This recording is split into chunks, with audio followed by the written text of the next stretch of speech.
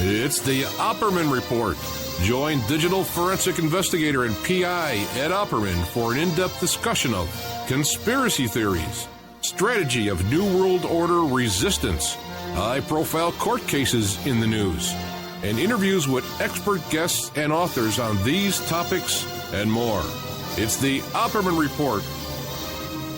And now, here is investigator Ed Opperman.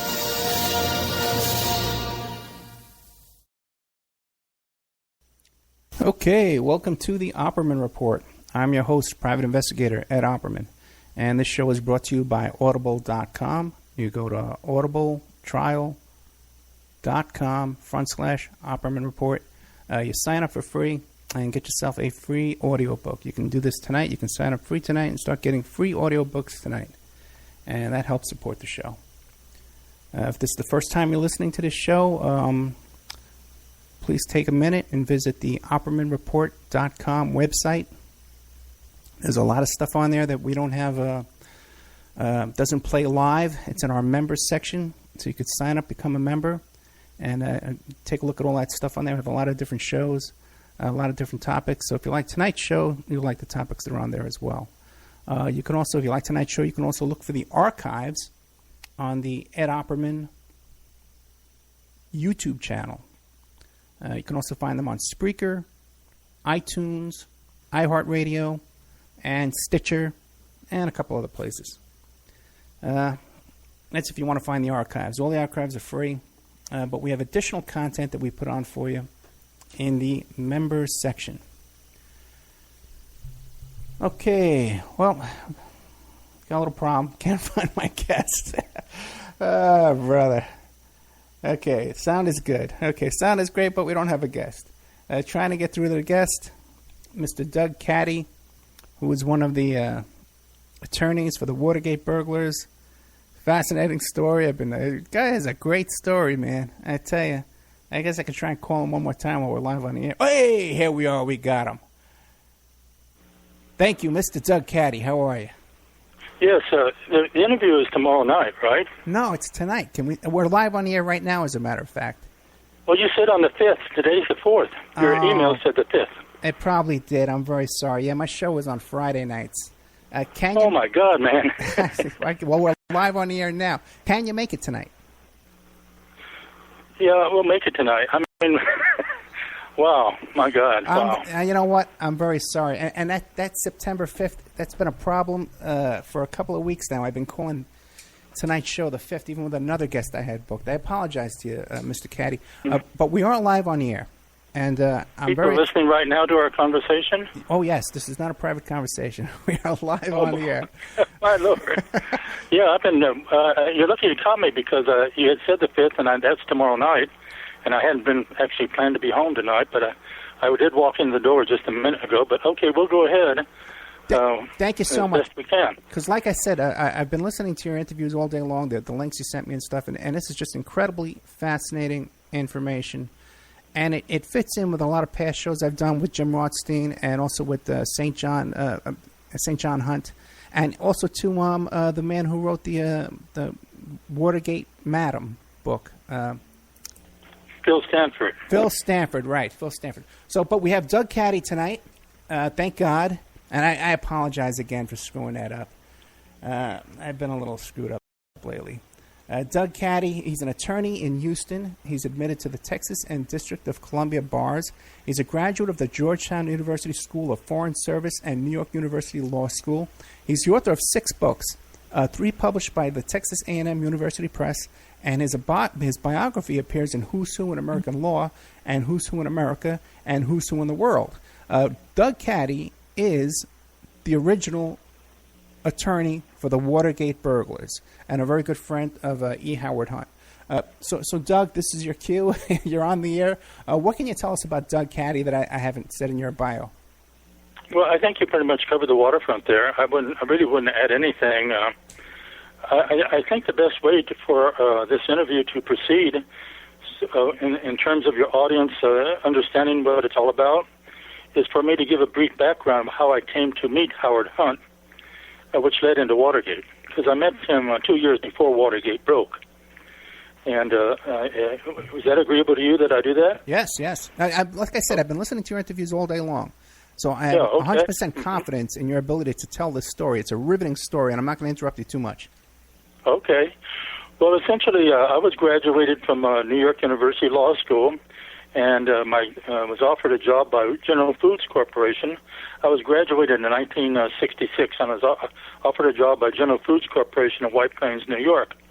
General Foods at that time was the world's largest food manufacturer. It was Post Cereals and Maxwell House Coffee and Bird's Eye and Kool-Aid and all that, names that you would recognize today, though the company has since been merged into a number of other companies.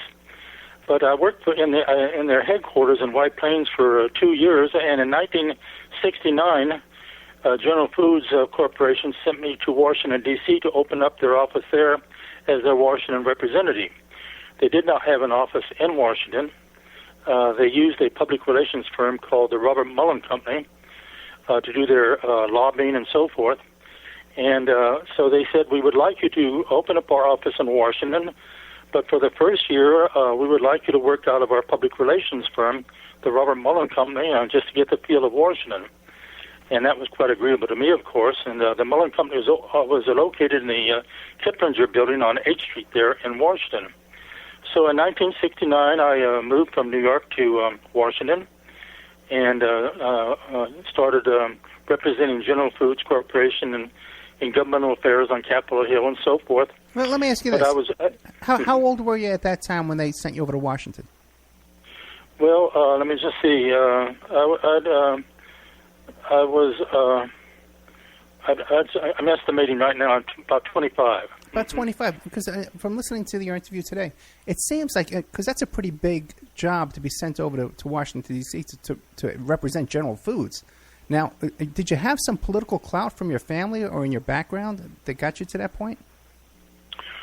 Well, I had while I was going to law school, I actually went to evening law school at New York University, but in the daytime I worked in Governor Rockefeller's office on 22 West 55th Street for the lieutenant governor, who was Malcolm Wilson. Malcolm Wilson was Rockefeller's lieutenant governor. Malcolm Wilson actually was a conservative, and of course Rockefeller was considered a liberal. But the way they had arranged was that Malcolm Wilson would handle the state affairs because he was a veteran of the state legislature, a highly respected state legislator, and Rockefeller would handle everything else basically. And so I really came out of Governor Rockefeller's office there, where I worked while I was going to law school, into the General Foods position. I will mention while I was working in Governor Rockefeller's office, but for the lieutenant governor, one thing did occur which was historically significant, which was on November 22nd, 1963. I received a phone call from one of my friends with whom I went to law school with at New York University. He evening law school. He worked during the daytime for an investment firm down on Wall Street, and he called and just said, "Doug, President Kennedy has been assassinated. I got to go," and he hung up because obviously he was in a hurry. And so I walked to the office of the lieutenant governor, who was just we were on the same floor, but just a few steps away, and I said to Lieutenant Governor Wilson, President Kennedy has been assassinated. I've just received a phone call to that effect. He said, "Go downstairs immediately and check in the press room." So I rode from the 5th floor, which was the lieutenant governor's floor, down to the 1st floor, and Governor Rockefeller did have a small press room there. And Carl Spad was his press secretary. Carl Spad was at lunch, but I went into the office there, and I said to the receptionist, "I understand that President Kennedy's been assassinated." She said, "What are you talking about?" Of course, she hadn't heard anything, and but she did point to a closet, and I went over there and opened it. In those days, everybody used in the news business used a telex machine, which would print out the news continually, and made a lot of noise when it was printing it out. Put it that way, which is why it was in the closet. But when there was a big event happening, it would ring bells, and the bells were ringing continually. At that point, the receptionist realized that what I had told her was reality, and so she called Carl Spad to come back from lunch. And meanwhile, I walked through the It was just a townhouse. It was privately owned by Governor Rockefeller. There were only about 30 people working in the at 22 West 55th. And I walked through that townhouse there, alerting everybody to the fact that Kennedy had been assassinated in Dallas. And actually, that was the first time that the Rockefeller Inner Sanctum received the news of the assassination. They were all completely shocked at when I told them what had transpired. But before you go further, General Foods was well aware of your connections of Malcolm Wilson, Lieutenant Governor, and of Rockefeller, so I assume that played a role in their selecting me to be their Washington representative.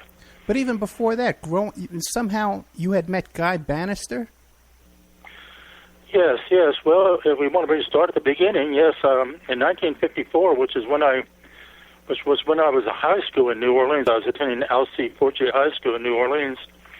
In 1954, there was a rally for Joe McCarthy in Audubon Park, which is just opposite Tulane University in New Orleans, and we lived very nearby. I could walk over to the rally for Joe McCarthy. My parents were great fans of Joe McCarthy, and they were very anti-communist.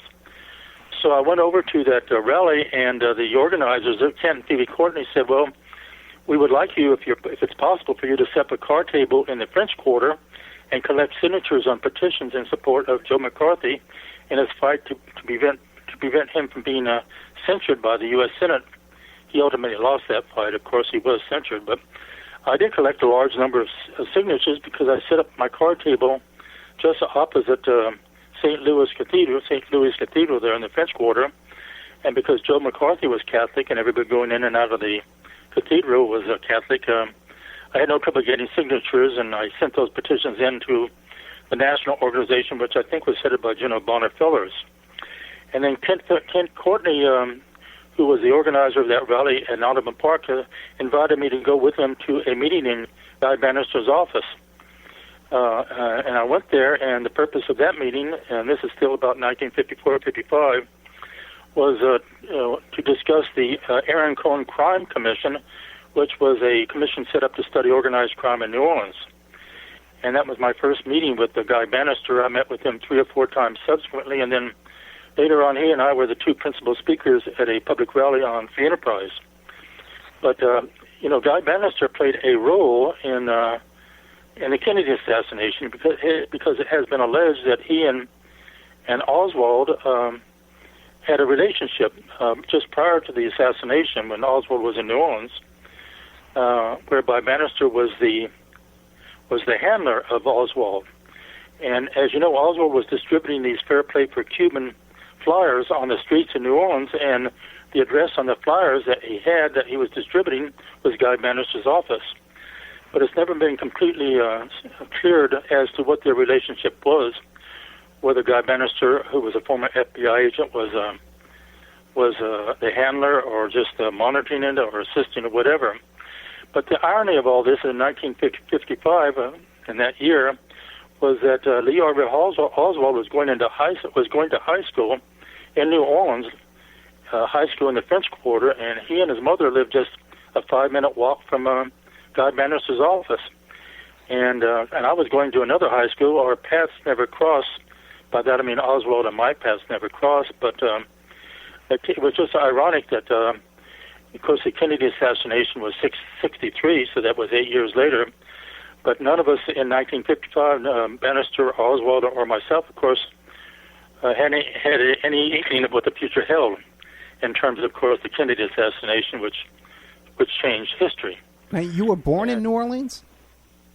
No, I was born actually in Long Beach, but my father was, his entire life was with Shell Chemical, part of Shell Oil. Okay. And so he was stationed there. He'd been transferred from California to Louisiana, and so when I was graduating from high school, I went to Washington D.C. I went to the School of Foreign Service at Georgetown, and I immediately contacted Human Events, which at that time was the best-known conservative publication. It was a newsletter there in Washington. It's still being published, and they said, "Well, we would like to give you a scholarship, a working scholarship.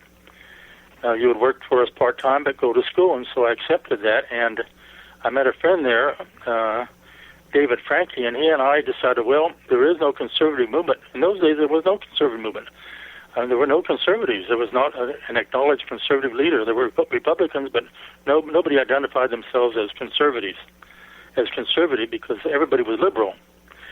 And we decided, well, we're going to organize a conservative movement, and we thought we'd start with the students, since we were students, and so we founded the National Student Committee for the Loyalty Oath in 1957, which was to keep the loyalty oath in the National Defense Education Act.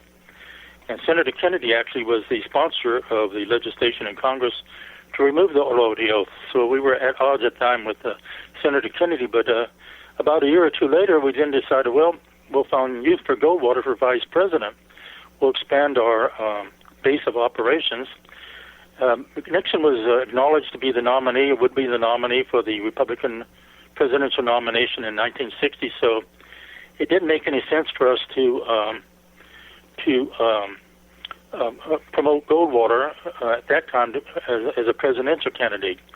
So we formed National Committee for Student Committee for it was called Youth for Goldwater for Vice President, and which brought us into contact with about 100 students around the country who consider themselves conservative or Goldwater supporters and so forth. So we had a nucleus right there of about 100 committed people. And when I was graduated, I went to work in New York City. I was graduated from Georgetown in 1960. I went to work in New York City for Marvin Lehman Associates, and Marvin Lehman was a public relations impresario, you might say, and he had offices on Lexington Avenue there, and he had a number of conservative organizations that were sort of becoming conservative, you might say. Mainly his clients were anti-communist organizations. But one of his clients was Governor Charles Edison, who was chairman of the board of McGraw-Edison Company. And so Marvin Lehman said, I would like you to handle the McGraw-Edison account, which is headed by, whose chairman is Governor Edison. So Governor Edison lived in the towers of the Waldorf Astoria. And so I would meet with him while we developed our programs for public affairs programs for McGraw-Edison employees. And he lived in the towers of the Waldorf Astoria, as I mentioned, and his neighbors were General Douglas MacArthur and Herbert Hoover. Those were names of a bygone era, but when you think of MacArthur and Hoover and Edison, Edison was actually the son of Charles Edison. He was a former governor of New Jersey and former undersecretary of the Navy under President Roosevelt. And so these were all giants, you might say. Yeah. And so Marvin Lehman, who was really a public relations genius, said to me at one point, he said, well, you have this Youth for Goldwater organization, and Governor Edison said he would be delighted to pay the cost of opening an office at the Pitt Congress Hotel in Chicago for the Youth for Goldwater for vice president at the Republican Convention in July of 1960. And so we did open up an office at the Pitt Congress, and which was sort of headquarters for people who admired Goldwater. And actually Goldwater, Nixon of course got the nomination, but Goldwater made a speech there that electrified the convention and solidified in the minds of many of the people that he was going to be the leader of the budding conservative movement, which really didn't have a leader. And he came to our headquarters there. Actually, I knew Barry Goldwater when I was still at Georgetown because I was the head of the Young Republicans there, and I had him out as one of our speakers at one of our meetings. But I had met him and actually had gotten to know him. But he came to our headquarters at the Pitt Congress Hotel before the convention ended. The Republican convention ended, and said, "Well, don't let this youth organization die just with this convention. Make it permanent." And William F. Buckley was there. Buckley went on to, was of National Review magazine. He was there, and he said, "Well, I volunteer our family mansion in Sharon, Connecticut." The family mansion was Great Elm for the founding of your new organization. And so that was in July of 1960, and so in September of 1960, about 75 young people gathered there at the Great Elm, which was the Buckley family mansion in Sharon, Connecticut, and we founded Young Americans for Freedom, our chairman was Robert Shupman, who was a student at Yale Law School, and on a board of directors, we had a very distinguished board of directors of people around the country, but it included Howard Phillips, who was chairman of the Student Council of Harvard University. And then Marvin Lehman, who was really a public relations genius, said, well, I think it's time that we have a mass conservative rally. And so we organized one that was held in March of 1961. This was just after President Kennedy, who had beaten Nixon in the general election, was inaugurated as president. He was inaugurated in January, and our rally in New York City was in March. And we held it at Manhattan Center, which was on 34th Street.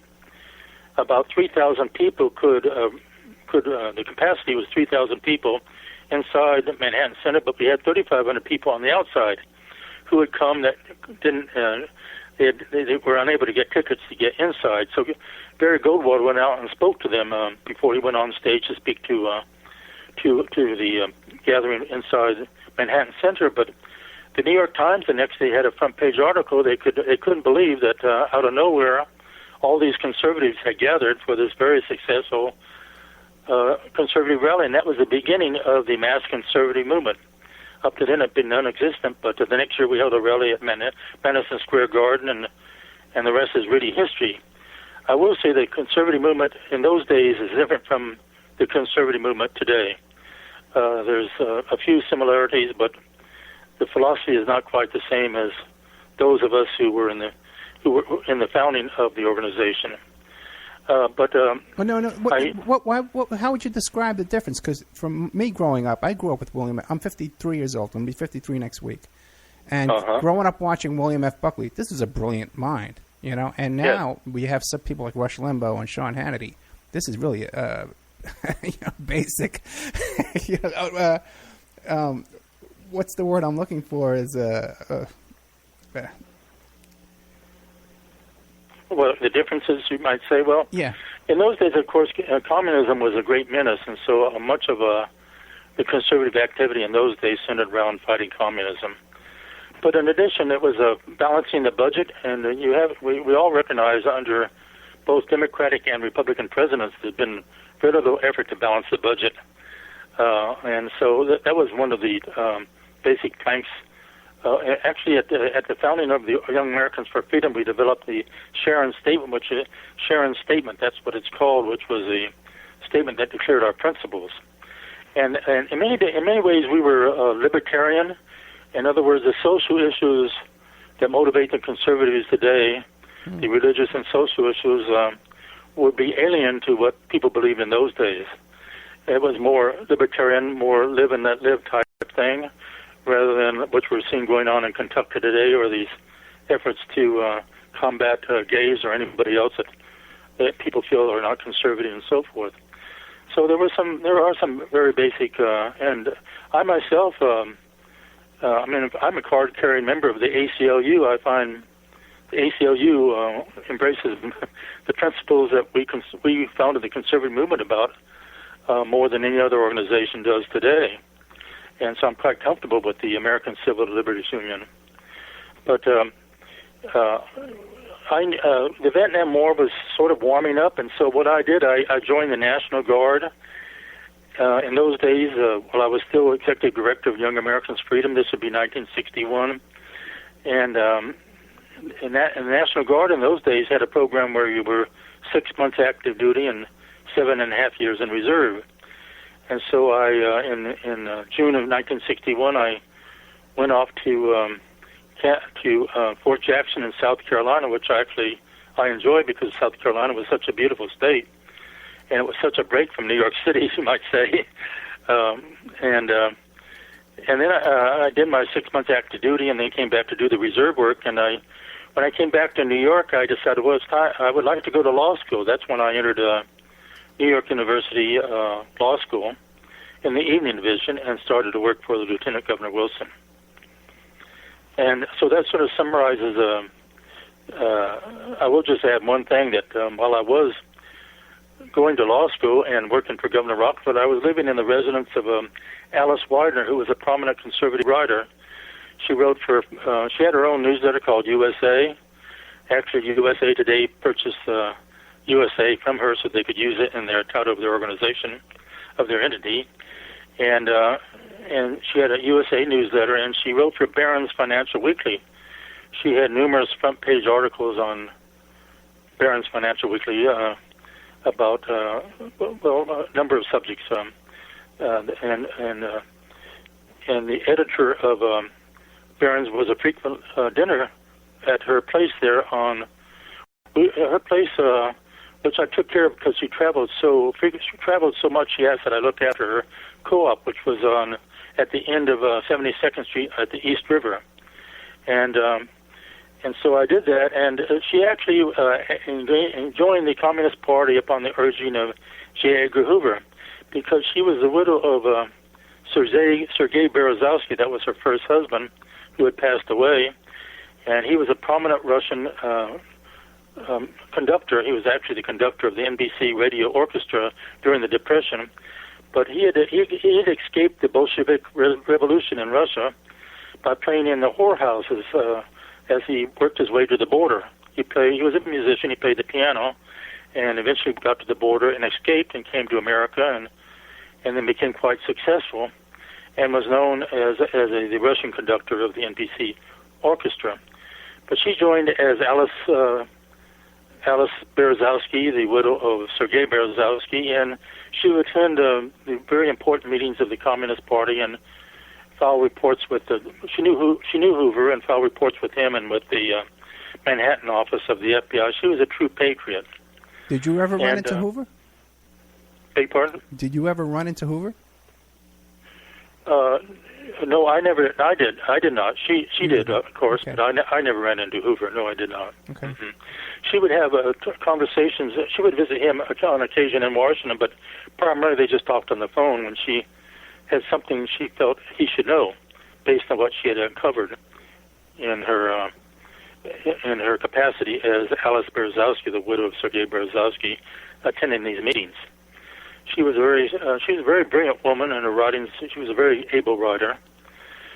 But that sort of gives the background of why General Foods chose me as their Washington representative.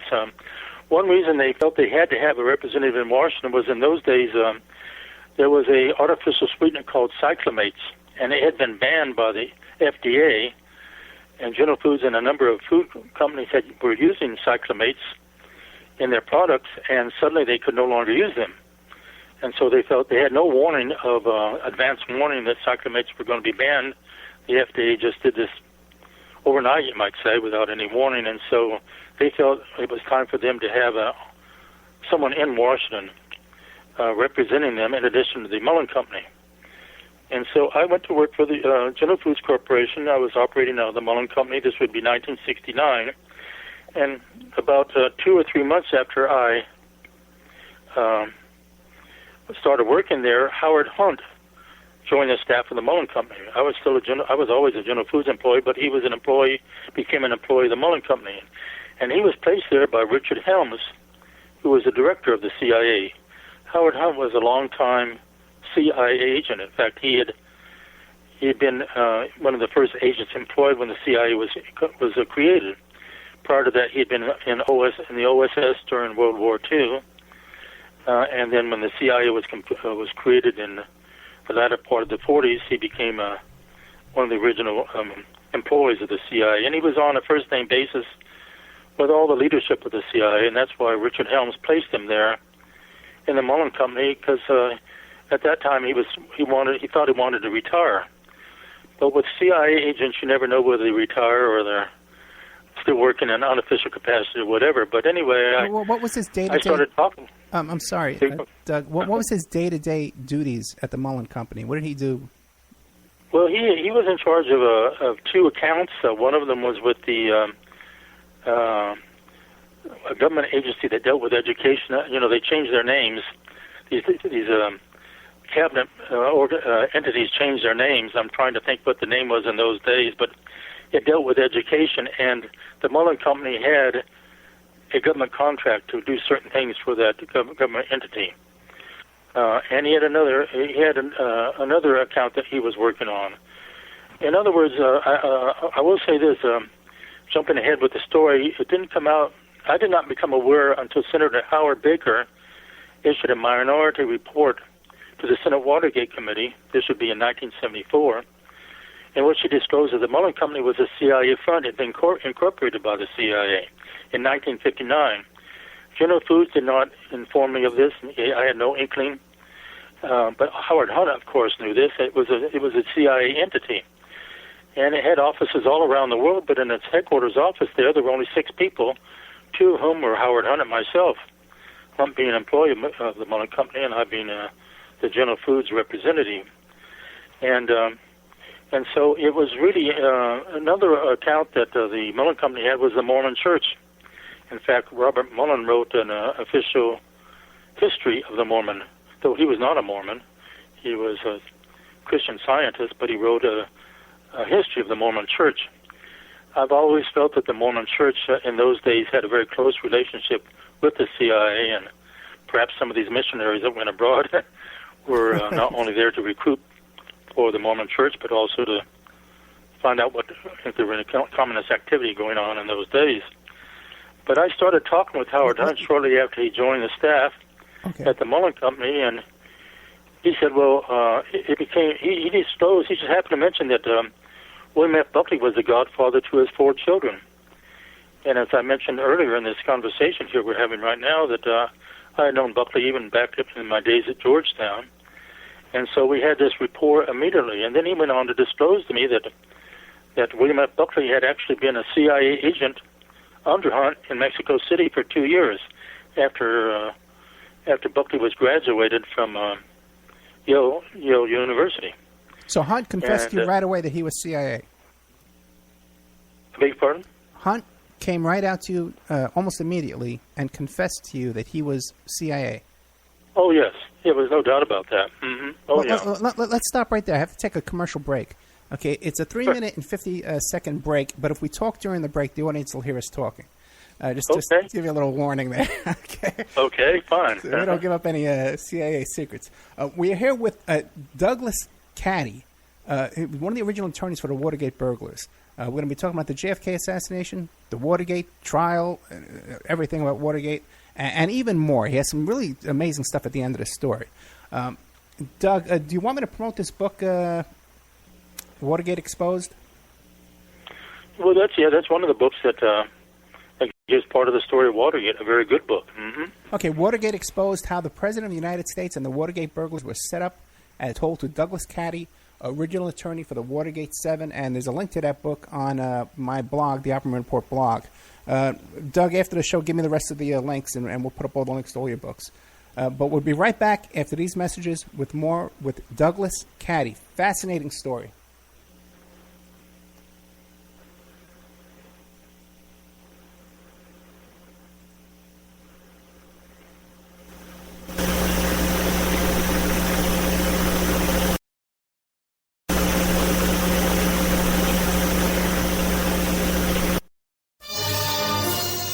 It's the Opperman Report.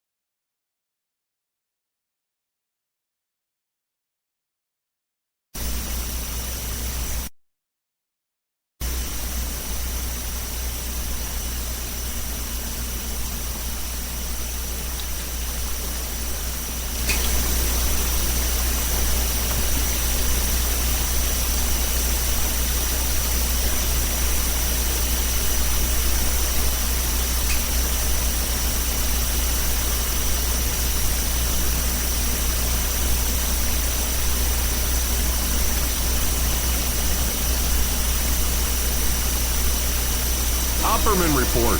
Join digital forensic investigator and PI Ed Opperman for an in-depth discussion of conspiracy theories, strategy of New World Order resistance, high-profile court cases in the news, and interviews with expert guests and authors on these topics and more. It's the Opperman Report. And now, here is investigator Ed Opperman.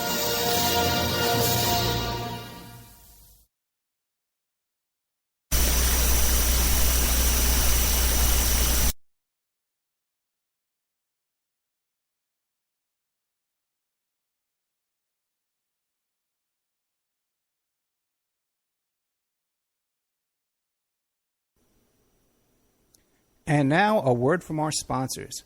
Pacific West Bamboo, your premier source for sustainable building material. They provide construction-grade and craft-grade bamboo material for all your indoor, outdoor, and gardening needs. Contact them for event planning and display building as well. 503-839-8126. Or you go to their new website, pacificwestbamboo.com. Or you can contact them on Facebook at Pacific West Bamboo. That's 503-839-8126. Amanda from Pacific West Bamboo was our first sponsor.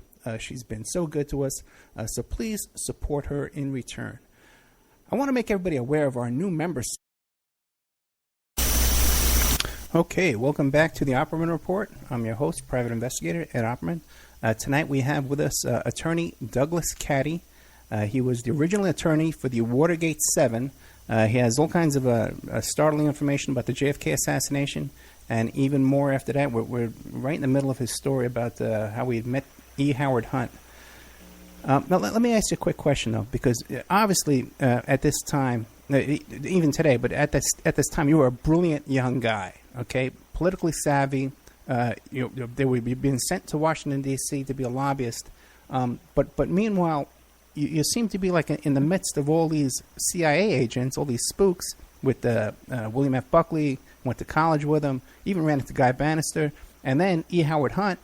But all this, you were like oblivious to all this at the time? Well, Guy Bannister was FBI. He was retired FBI. Right. And he was just retired FBI. That wasn't anything. That was not that unusual. True. As far as the CIA, until Howard Hunt told me that William F. Buckley had been a CIA agent underneath him in Mexico City, I was unaware of that. In fact, none of us in Young Americans for Freedom were aware of any of that. It came as when I told my colleagues later on in Young Americans for Freedom that he had been a CIA agent. It came as a shock to them. But he was a CIA agent for 2 years in Mexico City under Hunt, and then he left and went back to I assume his family home there in Connecticut, and wrote God Up Man and Yell, which was a national bestseller that established William F. Buckley as a leading conservative intellectual in the country. Right. His book was absolutely brilliant. But no, there was no reason. In those days, the CIA had a pretty good reputation until the Kennedy assassination. It was only after the Kennedy assassination that people began to realize that there is the way I view the CIA today and view it then, was the CIA is there's really two CIAs. There's the good CIA and the bad CIA, basically, and they both do their own things. Okay, but there was no reason for me to be aware.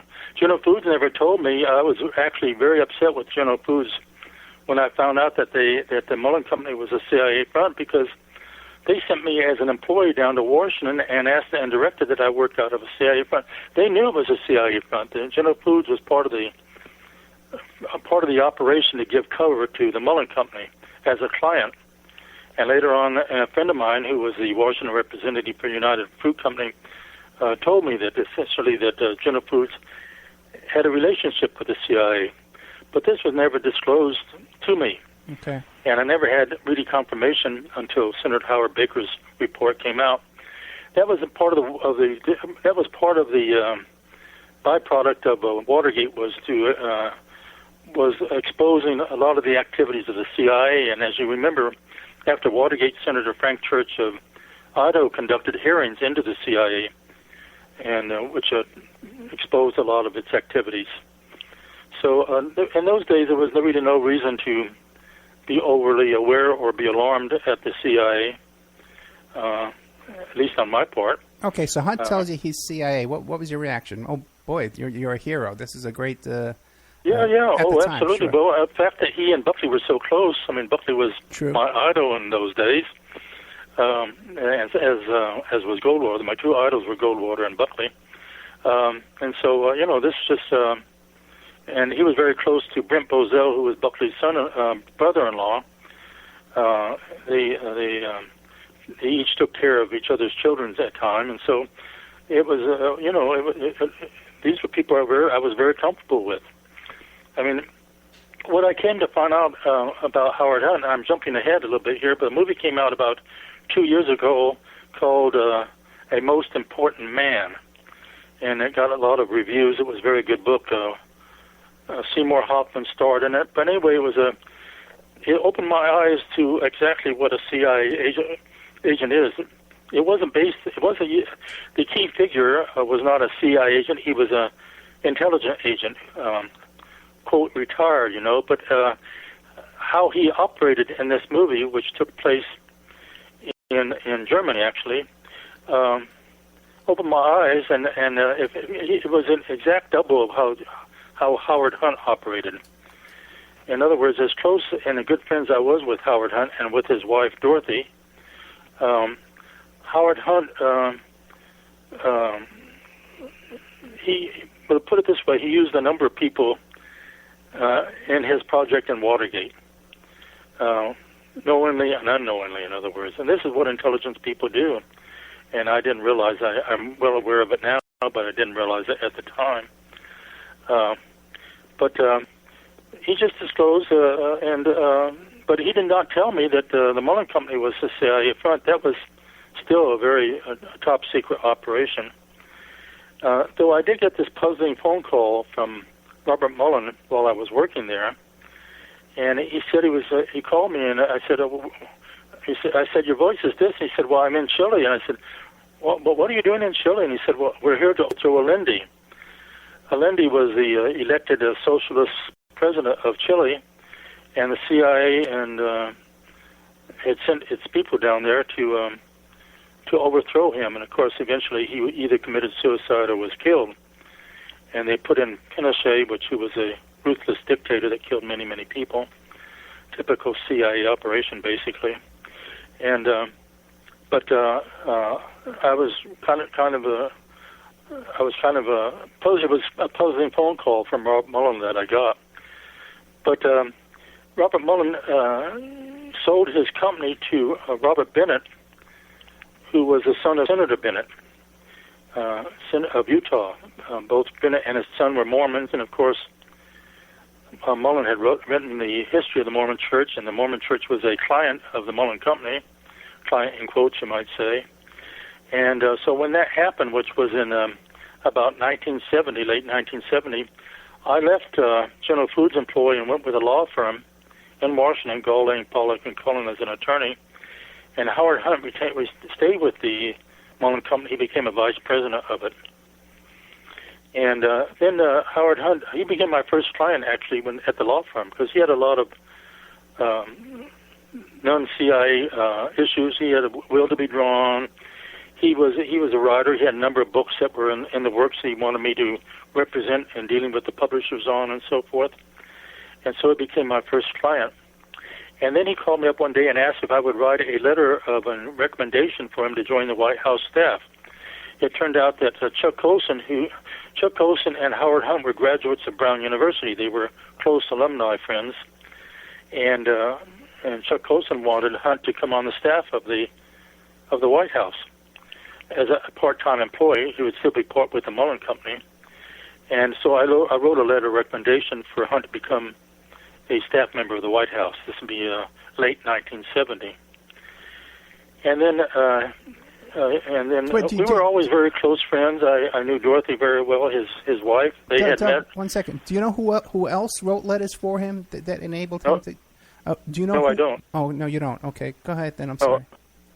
I don't know who else did it, but it was pro form because he was going to get the position anyway. I mean, Chuck Colson was one of Nixon's closest aides, and when you have, I think it was just something for the file, basically, because I'm sure he already had been assured he had the position. It's just that they wanted to have something in the files that shows that he did get these recommendations. Okay. So we were very, very close. I mean, I had lunch many times with Howard Hunt, and I will say, invariably when we had lunch, it always came back to the Bay of Pigs invasion. You know, the Bay of Pigs took place in 1961, and it was a complete debacle or disaster, you might say. And the Cuban Americans blamed Kennedy, and actually, I think it was the CIA who set up Kennedy to take a fall over the Bay of Pigs debacle. But Hunt wrote a book called "Give Us This Day" about the Bay of Pigs. But this preoccupied him. He was so concerned about Castro and the communist menace out of Cuba, and the fact that the Bay of Pigs was not successful, that he was preoccupied with that, and he kept in close touch with the Cuban Americans down in Miami. And this is when I was knowing him, the period of 1970 to 72, just before Watergate broke. And as we know later on, some of these people participated in the Kennedy assassination. Right. Howard Hunt recruited them as participants.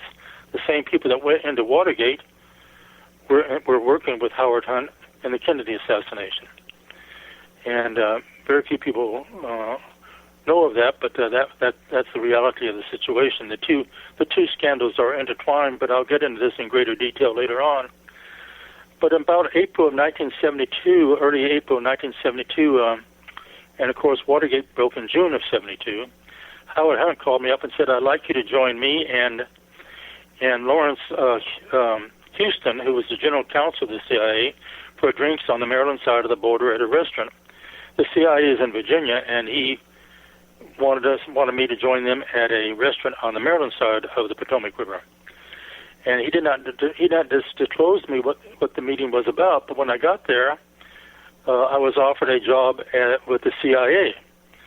Came out as a surprise, and Lawrence Houston, the general counsel, said, if you did accept this position, we would want you to go to Nicaragua and construct and open a luxurious hotel there, and we would lure the Sandinistas, who were considered communists in those days, Sandinistas leaders to the hotel and videotape them and entrap them and get the goods on them, so to speak. Typical spy operation. And so this came as a surprise to me, and I said, I have to think about this. But in my own mind, it was something I really didn't want to do. I mean, it was just something too foreign for me, to be honest. For me to undertake would be a gigantic task, and leading a double life like that, being down there and trying to pull this off, I'm not sure I could have done it adequately, to be honest. But so I said I would think about it. But about a week after that, John Kilcullen, who was a partner of the law firm where I worked, called me into his office and said that he'd just gotten a call from his close friend George Webster, who was chairman of the Lawyers Committee for the re-election of the president, that's being Nixon, and they wanted a volunteer lawyer from the firm, and I was being volunteered to work for the Lawyers Committee for the re-election of the president. And John Kilcullen said, well, you're being volunteered, and call George Webster and get your assignment. So I called George Webster. This is in April 1972, and he said, report to John Dean in the White House. John Dean was the counsel to the president in the White House. And so his diary shows that I reported to him, as did George Webster, on April 25th. That's 2 months before Watergate broke. And I was given the ordinary campaign legal work to do. I went to Capitol Hill to get the list of contributors to Democratic candidates. And after my last assignment, which was on Friday before Watergate broke, was to go to Jack Anderson's office. He had written a column about Muskie, and they wanted to know more information. They, being the Nixon people, wanted to know more information that might not have been included in that column. So I went to Anderson's office, and of course they were about ready just to give it to someone who walked in the door. They said, well, and I did not speak to Anderson. I spoke to his associates. They said, we'll get back to you on that. That was on Friday, and then on Saturday morning at 3 a.m. Before we get to that, now you're saying that you were volunteered to go work for John Dean at the White House by your former employee at the Mullen Company. No, by my law firm. Oh, okay. I apologize then. Okay, I missed. Yeah, because the lawyers they wanted a lawyer, and then they called the law firm. George Webster knew John Kilcullen. They were both strong Republicans, and so he knew John Kilcullen. And Kilcullen, a partner of that law firm, volunteered me to volunteer in quotes, you might say. I really had no choice. It's not that I objected to it. I was delighted to do it, but that's how I got associated in that capacity. It didn't pay anything. It was strictly volunteer work. I still had to work for the law firm, but I would do these odd jobs as they came up as given to me by John Dean and subsequently by Gordon Liddy. Gordon Liddy was the general counsel to the Finance Committee for the re-election of the president, and at one point he had me doing legal work for him too. It was all legitimate, basic legal work, any campaign work, nothing illegal or surreptitious about it at all. But and so that led up to June 17th, and I was awakened by this phone call at 3 a.m. I lived about less than a mile, really, from the White House and less than a mile from Watergate in a high-rise apartment. And I got a call from Howard Hunt, and out of the blue it awakened me, and he just said, Doug, I need to see you about a very important matter. Could I come and see you immediately? And I said, well, sure. I didn't know what it was about, but so I called downstairs. We had security downstairs at the front desk at all times during the night, and said I was expecting a visitor. And Howard Hunt did show up at 3:35 a.m. on Saturday morning, and he proceeded to tell me about the arrest at Watergate, which had taken place just about 2 hours before, maybe less than 2 hours, whereby 5 burglars were arrested. These were James McCord and the 4 Cuban Americans that Hunt had recruited from Miami, that he had been associated with over the years in anti-Castro activities and on the Kennedy assassination. And they had been arrested inside the Democratic National Committee, but Howard Hunt and Gordon Liddy had escaped because they were in the adjacent Watergate Hotel, and another part of the member of the conspiracy who was across the street, who was monitoring what was going on, called Howard Hunt and said he could look out his window and see into the Democratic National Committee, which was on the same level as his place in the Howard Johnson Motel, and could see the arrest taking place. And once he told this to Hunt, Hunt and Liddy escaped. In other words, they were not arrested as part of the Watergate arrest. And so he explained to me, and he said, we need to get these people out on bail. And then he called Gordon Liddy, and Gordon Liddy, wherever Gordon Liddy was, he got on the phone. And Gordon Liddy said, well, I want you to, he said, Howard has retained you to represent him in this matter, and I'm retaining you to represent me in this matter as an attorney, and we want you to represent the 5 arrested individuals. And I explained to Liddy, who actually was a lawyer, so he would understand. I said, well, our law firm was a labor law firm. In other words, we dealt with labor management matters. That was the only thing we really dealt with, other than minor civil matters, you might say. We did no criminal law work at all. This was a major criminal case. In fact, maybe the biggest criminal case of the 20th century. And I said, we're not a criminal law firm. But I said, I will call a partner of my law firm. I was just an associate. There were 3 partners, and get some leadership of decision from him. And so I called Robert Scott, who was the only partner in town. One partner was on the eastern shore of Maryland on vacationing, and another one was in Italy. And Robert Scott actually knew Howard Hunt because he had worked with me on these minor matters that Howard Hunt brought to us about representing them with the publishers and the will and so forth, And when I called Robert Scott, I woke him, of course, and he just said, my God, he says, I think these people were set up. That's what he said. These people must have been set up. But he says, sit still, I'll call my nephew.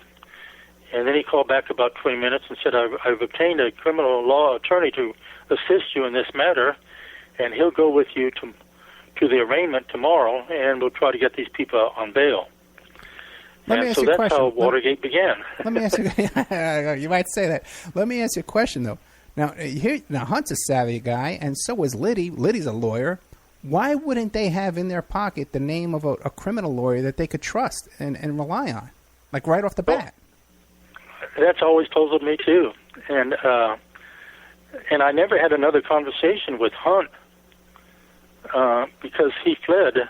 He was ordered to flee by John Dean the next day, 2 days later, and so I only saw Hunt 2 more times after that. I saw him. We're jumping ahead with the story at the funeral of at Dorothy, his wife, who died in a mysterious plane accident in December of 1972, and then I saw him just before he went to prison in 1975. But that's a question that's always bothered me too. Why they didn't have someone? I guess because I was Hunt's personal. It may be that I never understood. He may, as many people think, a lawyer can do anything, but a lawyer can't. Most lawyers are specialists. They're Sure. criminal law lawyers, environmental lawyers, or will and probate lawyers, or whatever. And lawyers cannot do everything. They have to specialize, and our specialty was labor and management relations. It wasn't criminal law. So that's always been a puzzle to me, too, and I don't know the answer to that, other than the fact that I was Hunt's personal attorney, But now what about when you showed up at the bail or the arraignment, all these Cubans and stuff like that, all these other guys, weren't they saying, who the hell are you? Well, actually, the attorney they got from me, Joseph Rafferty, who was a criminal law attorney to assist me, we went down there to try to find the 5 arrested, and it took about an hour to find them. They were at a substation near the White House, a police substation, and so we had a conversation with them and explained that we were representing them, and with their permission. So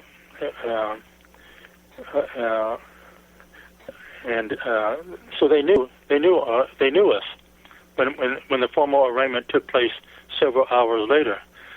But what I did not know, and at the time, was that Carl Schaffler was the arresting officer of the burglars at Watergate. And Carl Schaffler plays a key role on this. In fact, he plays a key role in Watergate, and it was never explored. That's actually the biggest story of Watergate, was never explored, because Carl Schaffler was a military intelligence agent who was assigned to the Washington, D.C. police to follow the radical left. There was a radical left in those days, the Weather Underground and so forth. And he had prior knowledge of the break-in. One of his confidential informants, Robert Merritt, who has his story there in Watergate Exposed, had informed him about, he had gotten knowledge through his own sources of the planned break-in on June 17th. And so Carl Schaffler was actually parked in a police car just a block away from Watergate, waiting for the burglary to go down so that he could rush in and arrest him, which he did. And according to Jim Rothstein, he wasn't even on duty that night. No, he was not on duty. He was supposed to go off duty. He was supposed to go home to Pennsylvania for a family affair, for a birthday party. But instead he asked if he could work extra hours. Of course, the leadership of the police department didn't know anything about what he knew, And so he worked extra hours, and he was just waiting there for that call to come in, which eventually did come in, And so he arrested the individuals, and shortly thereafter he called the Washington Post and told them what had occurred. And the interesting part of this is that Bob Woodward, who was a Pulitzer Prize-winning reporter, before he went to work for the Washington Post, was a military intelligence agent from the Pentagon to the White House, to the Nixon White House. So you had Carl Schaffler, who was a military intelligence agent, calling the Washington Post immediately after the break-in to tell them what had gone down at Watergate, and you had Bob Woodward assigned to as the reporter on the Watergate case by the Washington Post. And Ben Bradley had an intelligence background as well, didn't he? Yes, he did. Mm-hmm. Okay, we're going to have to take a break right now. We're here with Doug Caddy, attorney for the Watergate burglars. We're talking about the Watergate, which I love to talk about, JFK, Even more stuff after this, guys. This really, really gets deep, okay? Doug Caddy is the author of several books, 6 books. The $100 Million Payoff, Legislative Trends and Insurance Regulation, Exploring America's Future, How They Rig Our Elections, The Coming Dictatorship of Big Labor and the Radicals. I'd like to have you come back and talk about that. Understanding Texas Insurance, a lot of insurance stuff. Did you sell insurance? No, I never sold insurance. I just wrote a book on the subject. Expert on insurance. Okay, great. We'll be right back after these messages with more of Douglas Caddy, the first Watergate burglar.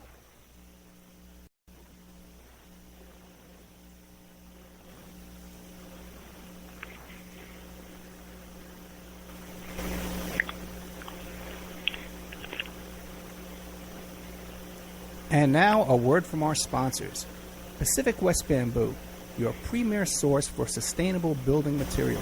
They provide construction-grade and craft-grade bamboo material for all your indoor, outdoor, and gardening needs. Now contact them for event planning and display building as well. 503-839-8126. Or you go to their new website, pacificwestbamboo.com. Or you can contact them on Facebook at Pacific West Bamboo. That's 503-839-8126. Amanda from Pacific West Bamboo was our first sponsor. She's been so good to us, so please support her in return. I want to make everybody aware of our new members section at www.oppermanreport.com. You can go there and sign up for a monthly or yearly subscription. You can even purchase episodes one by one. You get full access to brand new original content, new guests, new uncensored interviews, my own investigations and reports, and we're going to be adding sections with documents, images, police reports, either provided by myself or by my guests, or for my own investigations, my own reports. So you can go to OppermanReport.com, and you can sign up there tonight and start listening tonight. Strawman. I want to mention Strawman. Strawman is a band out of Toronto, Canada. They're good friends of the Opperman Report. They're a trio of guys who share the same mindset most of us here do, and they put that energy into their words and music. So check them out at strawmanmusic.com and drop them a line to let them know that they're doing the Opperman Report. We'll be doing an interview with Sean Douglas. You can get an autographed copy of my book, How to Succeed as a Private Investigator, by visiting my PI website, emailrevealer.com. We also offer a computer and cell phone forensics. We can recover deleted text messages to uncover infidelity. We offer asset searches, locates, email tracing, background reports, and we can even trace your spouse's email address back to internet dating websites and catch them cheating online. You can reach us at 800-572-9762, or you can email me at emailrevealer@aol.com. New World Mexican Women. Everyone loves New World Mexican women. And their line of fine, handcrafted, authentic Mexican jewelry of stone mosaic and abalone stone inlay. In their first book, titled New World Mexican Women, available on lulu.com, they teach you how to make this jewelry, and they have a collection of love letters to their men from their hometown that have immigrated to the United States to find work. They have also published a new book entitled Azuquina to the Rodeo. It's about a young girl that falls in love with a rodeo bull rider, and she runs away with him without telling her family. You can find the New World Mexican Women by Googling New World Mexican Women. And you can ask them about their deals on wholesaling their fine jewelry and all of the other projects that they have going on. If you'd like to have your business or website advertised here and promoted all over the world on dozens of stations every day, give us a call at 800-572-9762 or email oppermanreport@gmail.com. And now back to our show.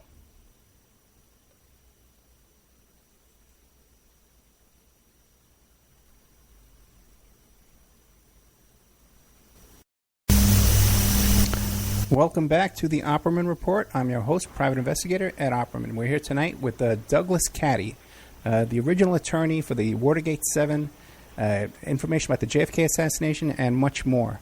So Ben Bradley, what intelligence branch was he with? I know he was very active in Europe, but I have to go back and do some research as to exact agency he was associated with. So many of the people were associated with the AID. He may have been associated with that organization, but Bradley did have an intelligence background.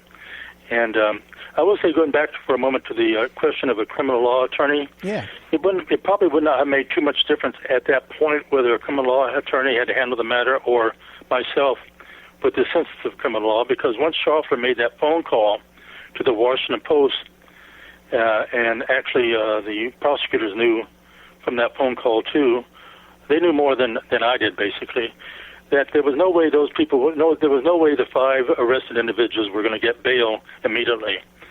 The reason I acted along with my criminal law attorney so quickly was we thought we could get these people out on bail quietly and quickly, and so this thing might just blow over.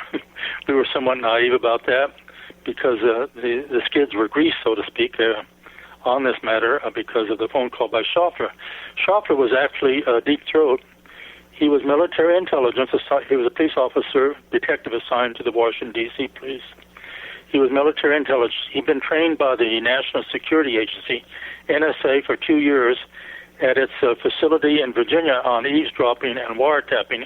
He was skilled in this area, and he was part of the military intelligence community that wanted to bring Nixon down.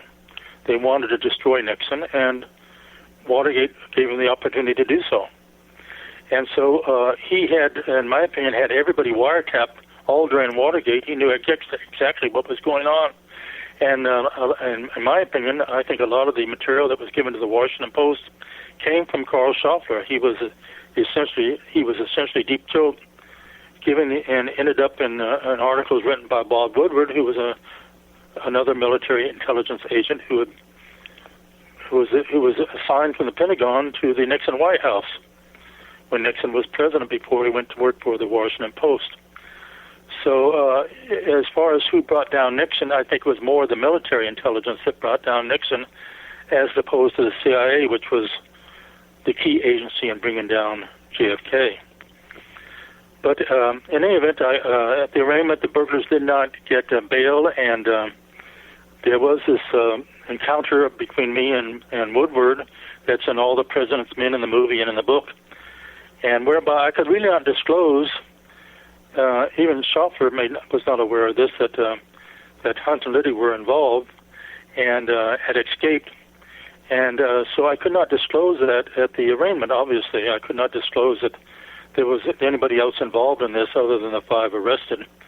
And so Woodward kept asking me, pestering me with these questions, and I tried to handle it as best I could, but I could only deal with basic information that I could provide him.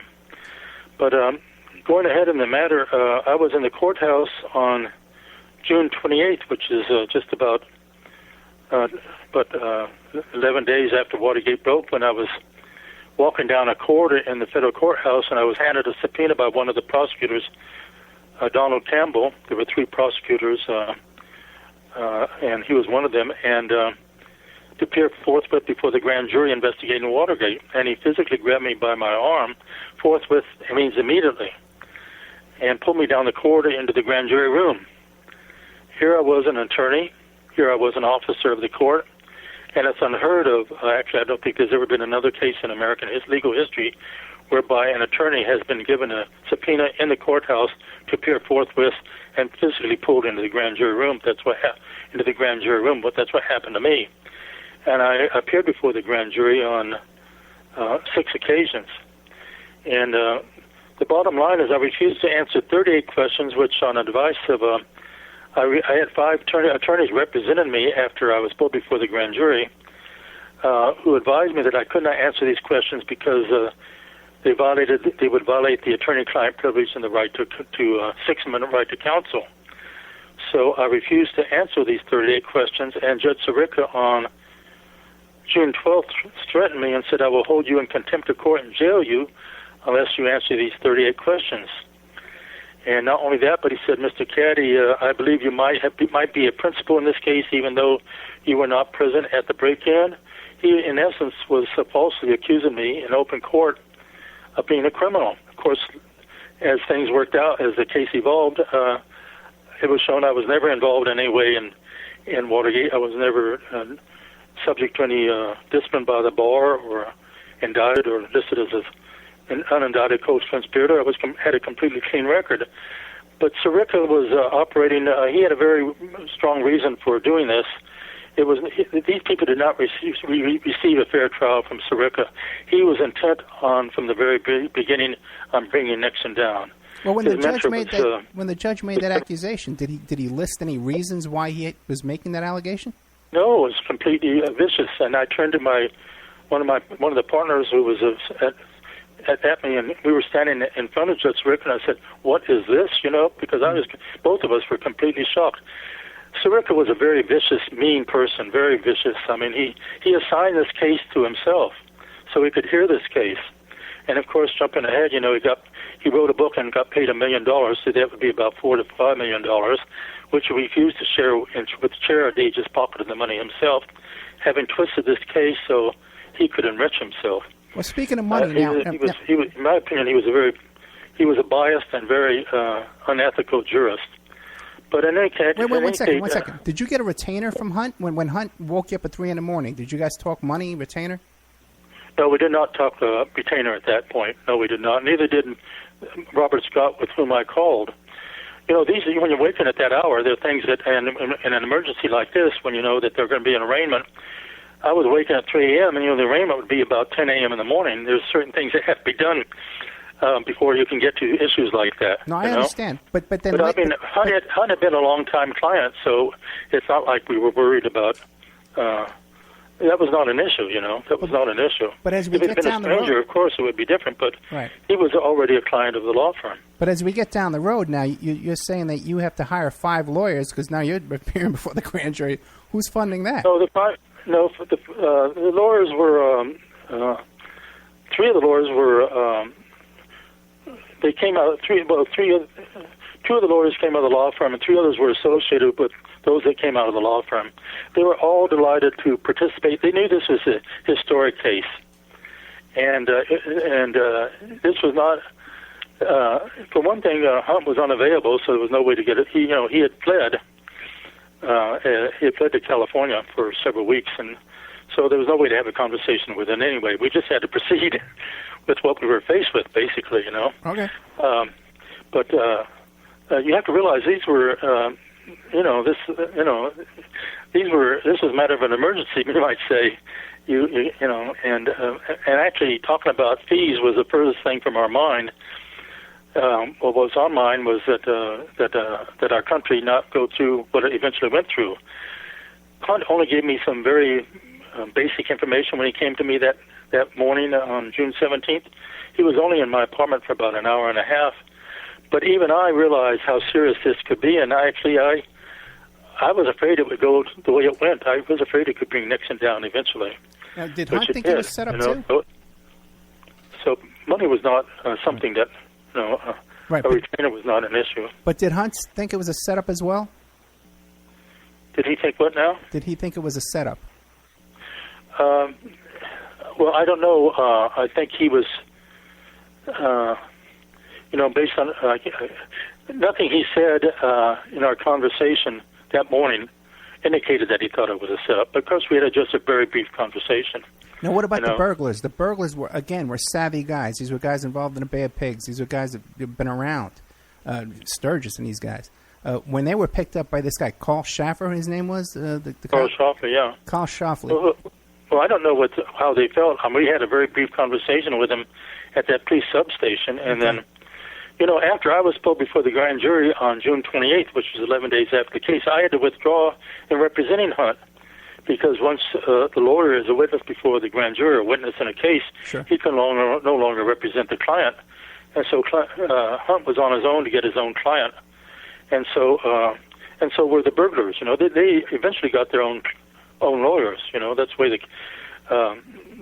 Do you think that was a tactic? Do you think that was a tactic to get you off the case, to to pull you in front of the grand jury? Well, I don't know what the motivation was. One never knows what is in the mind of another individual. You can never say, I know what you're thinking. That you cannot say that because you really know what is in. So I don't know what's in the minds of the prosecutors or Judge Sirica. All I can go is judge them by their actions. The prosecutors in open court said I was obstructing justice by not answering these 38 questions. My 5 attorneys said that these were basic to the attorney-client privilege, to the constitutional rights of these individuals, and I should not answer them. But Judge Sirica did hold me in contempt. I was jailed for about 5 hours, and the Court of Appeals released me pending a hearing on the case on my being held in contempt, and they ruled on July 18th, a little over a month after Watergate, that I should answer these 38 questions. And so I went on before the grand jury on July 19th and answered the 38 questions.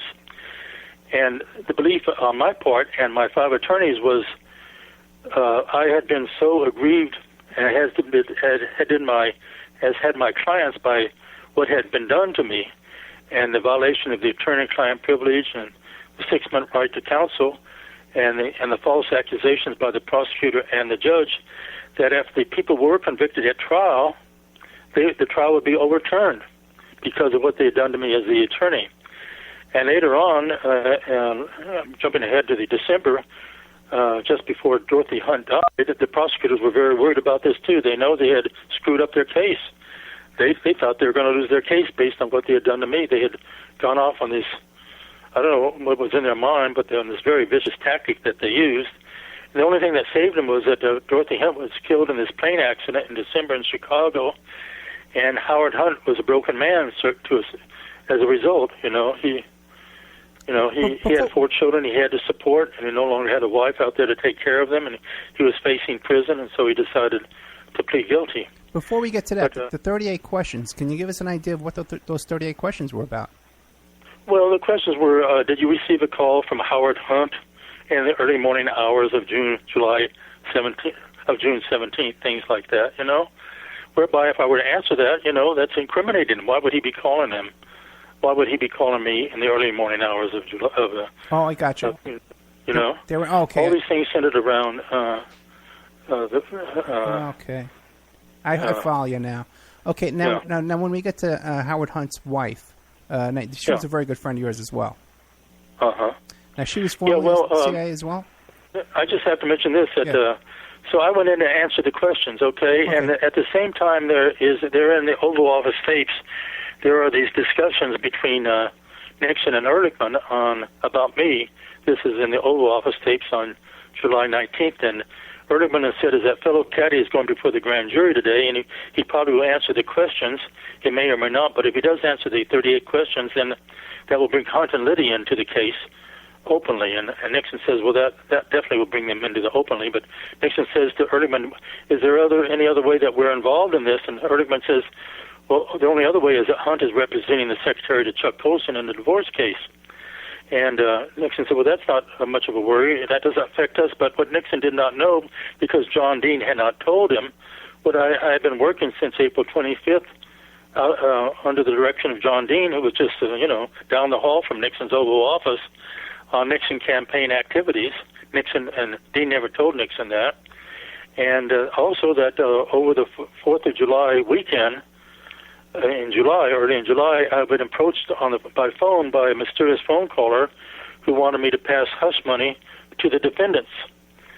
And so I got these mysterious phone calls, and I went to the managing partner of my law firm, Jerome Powell, and he said, we don't know who this guy is, and we don't know who he represents or what this is all about, but if he has anything legitimate to discuss, have him come to the law firm.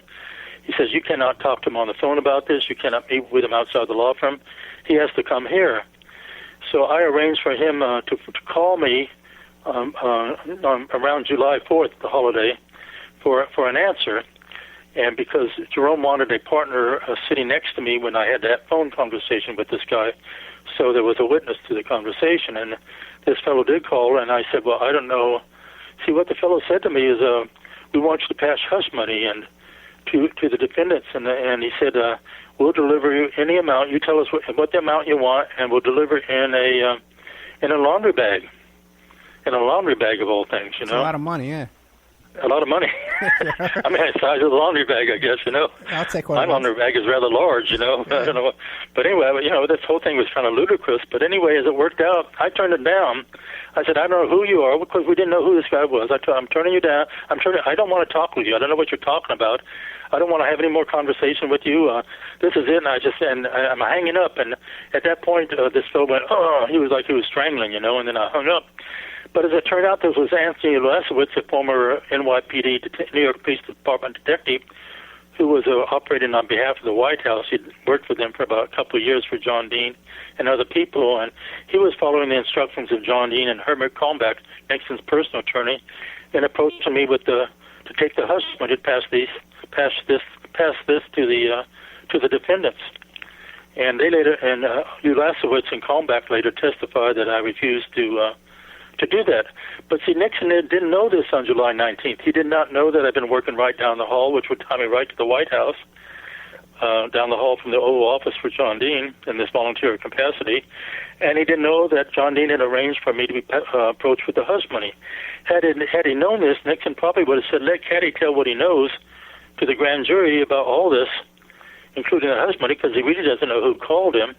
And that would get Nixon and All-American Herdman off the hook from Howard Hunt, who was pressing them with blackmail, you might say, in order to get money to take care of these individuals while they were waiting trial, and maybe if they went to prison, you know. Nixon could pass word to whoever, just say, "Well, tell Hunt, you know, that he should talk to Caddy, because Caddy's told the grand jury about the hush money calls that he received," you know. Oh. That would have ended the whole thing. Instead, it went on to this elaborate cover-up, which went on for, you know, over a year, and went on to the seizure, to the obtaining of the Oval Office tapes and so forth, and all this could basically have been wrapped up had John Dean not withheld that information from Nixon. But the reason John Dean withheld the information from Nixon, and he did it for over a year, he never told Nixon most of the basic information, and he was the man in charge of the cover-up, so to speak, and Nixon and Ehrlichman and Haldeman trusted him, was that John Dean was part of the planning of the break-in at Watergate. And Maureen, his girlfriend, who became his wife 4 months after Watergate broke, was a close friend of the madam who ran a prostitution ring out of the Democratic National Committee. And that was one reason. There were three reasons the burglars went into the Democratic National Committee, but one of them was to get the books, get the names on the books of the clients of this prostitution ring. You can imagine what purposes they would use once they had those names.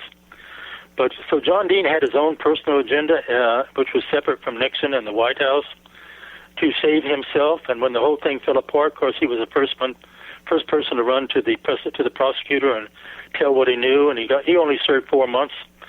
He really didn't serve 4 months. It was like a holiday for him, basically, while everybody else served years, you know. And so he is not a hero of Watergate.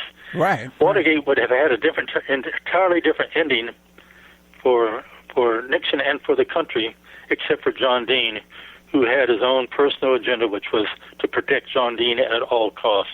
And I think he's portrayed as the hero. And he sacrificed the country to do so. Yeah, he's been portrayed as the hero of Watergate.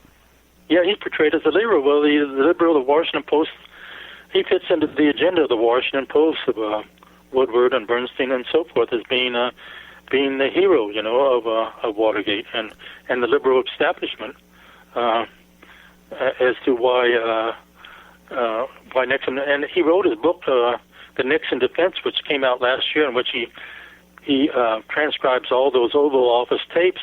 And come the July 19th one, where Nixon and Ehrlichman are discussing me, in the commentary right afterwards, he never mentions my name. He never mentions that. My name in connection with working for him down the hall from the Oval Office, or his attempt to pass hush money to me. He even in his book that came out a year ago, he's still covering up this aspect of the case.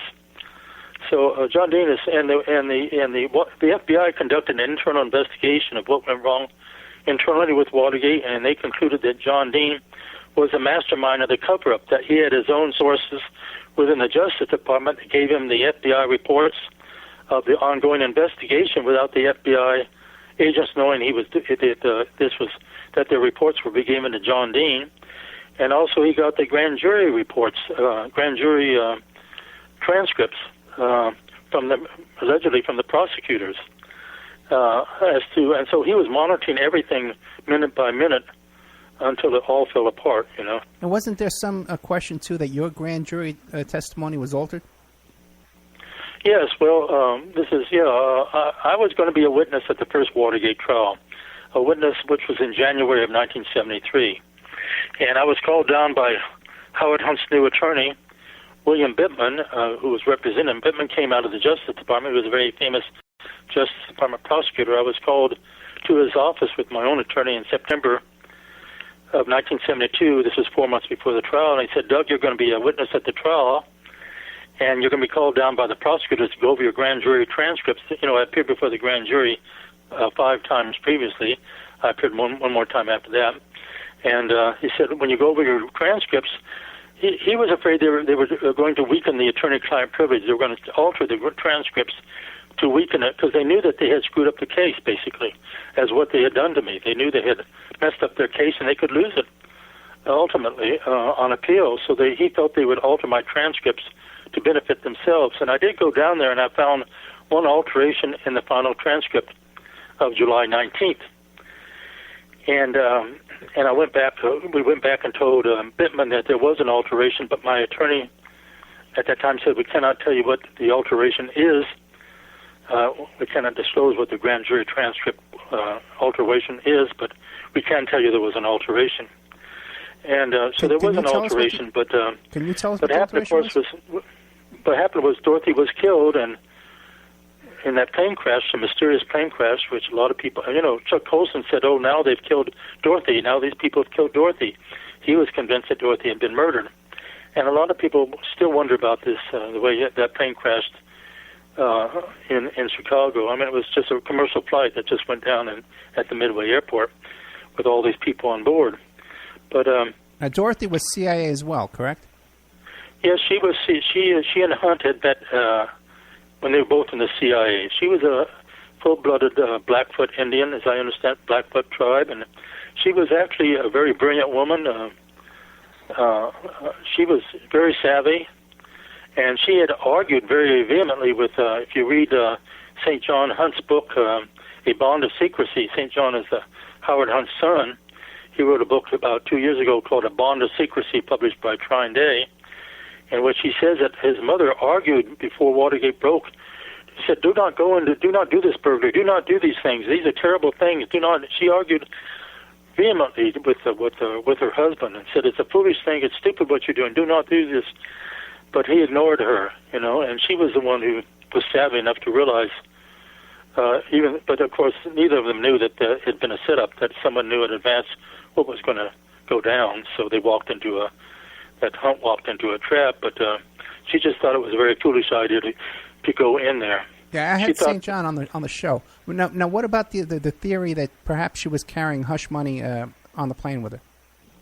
Well, I think there has been, she had $10,000 and maybe more, and it's probably somewhere in the Watergate investigative reports, but I've never been able to actually pin down the reason why she was carrying that money to Chicago. I really don't know why. But she was carrying money. There was a purpose for her carrying that money. I think, once Watergate broke, she felt, well, I have my family. I've got to protect my family. I've got to keep my family intact, and so she supported her husband in what had to be done. But she was a very savvy person, and it was a great tragedy, a great tragedy that she died. And when the plane crashed, the FBI was on the scene within 30 minutes? Yeah, a very large number of FBI agents were there within 30 minutes. And then I believe that someone involved in that investigation was appointed to the head of the FAA. Perhaps it was the next day. One of Nixon's aides. Yeah, the next was day. Appointed. And because what was happening during that period before then was Hunt was pressing the White House for the hush money. Right.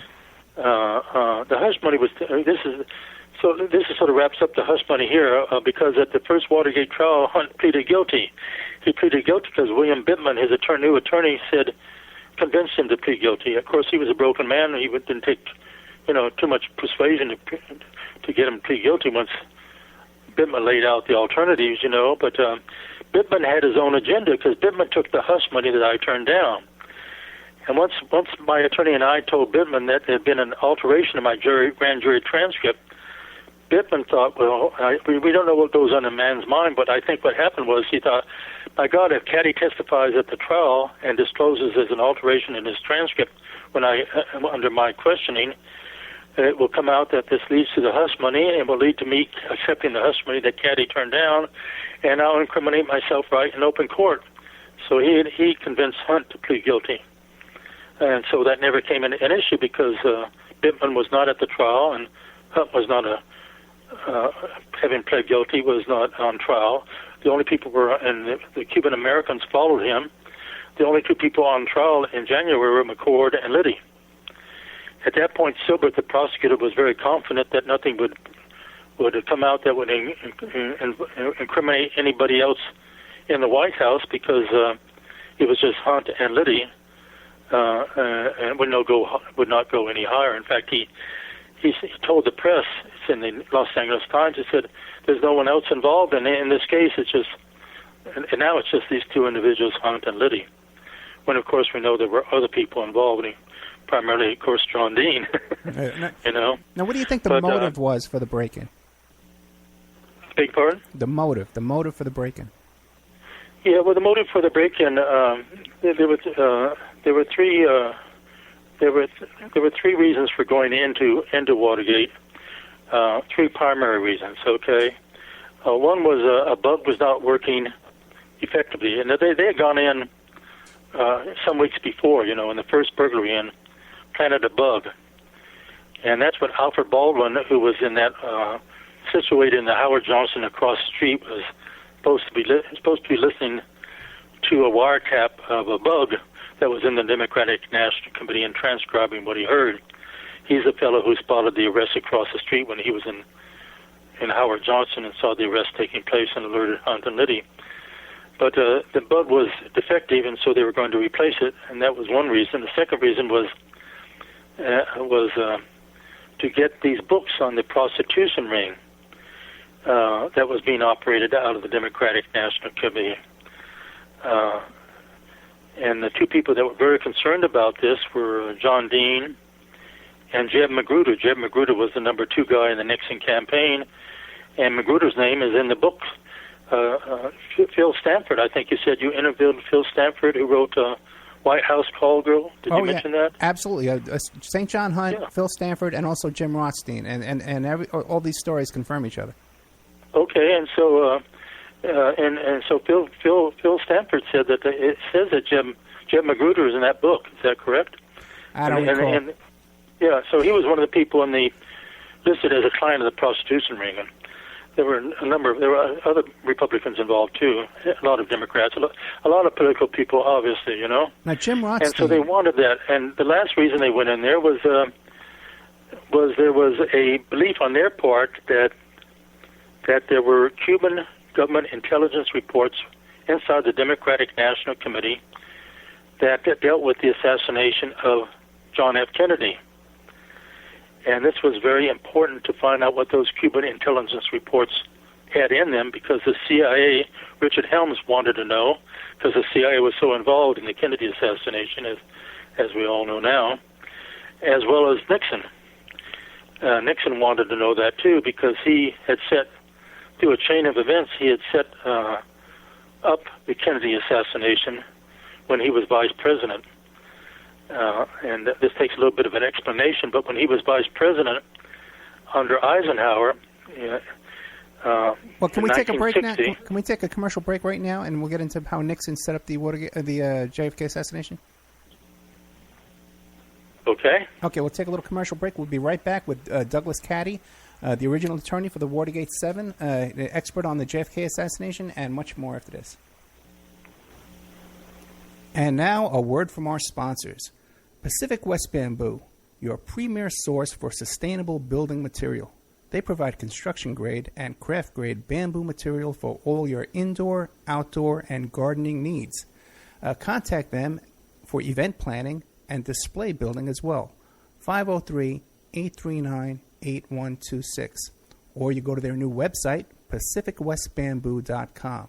Or you can contact them on Facebook at Pacific West Bamboo. That's 503-839-8126. Amanda from Pacific West Bamboo was our first sponsor.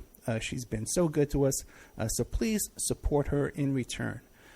I want to make everybody aware of our new members section at www.oppermanreport.com. You can go there and sign up for a monthly, quarterly, or yearly subscription. You can even purchase episodes one by one. You get full access to brand new original content, new guests, new uncensored interviews, my own investigations and reports, and we're going to be adding sections with documents, images, police reports, either provided by myself or by my guests, or for my own investigations, my own reports. So you can go to OppermanReport.com, and you can sign up there tonight. You can start listening tonight. Strawman. I want to mention Strawman. Strawman is a band out of Toronto, Canada. They're good friends of the Opperman Report. They're a trio of guys who share the same mindset most of us here do, and they put that energy into their words and music. So check them out at strawmanmusic.com and drop them a line to let them know that you heard them here on the Opperman Report. We'll be doing an interview with Sean Duffy soon. You can get an autographed copy of my book, How to Succeed as a Private Investigator, by visiting my PI website, emailrevealer.com. We also offer a computer and cell phone forensics. We can recover deleted text messages to uncover infidelity. We offer asset searches, locates, email tracing, background reports, and we can even trace your spouse's email address back to internet dating websites to catch them cheating online. You can reach us at 800-572-9762, or you can email me at emailrevealer@aol.com.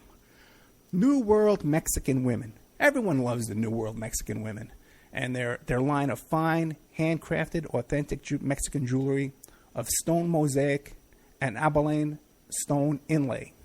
In their first book, titled New World Mexican Women, available on lulu.com, they teach you how to make this jewelry, and they have a collection of love letters to their men from their hometown that have immigrated to the United States to find work. They have also published a new book entitled Azuquina to the Rodeo. It's about a young girl that falls in love with a rodeo bull rider, and she runs away with him without telling her family. You can find the New World Mexican Women by Googling New World Mexican Women. And you can ask them about their deals on wholesaling their fine jewelry and all of the other projects that they have going on.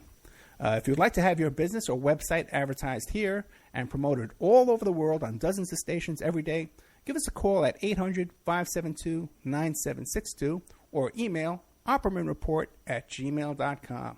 And now back to our show.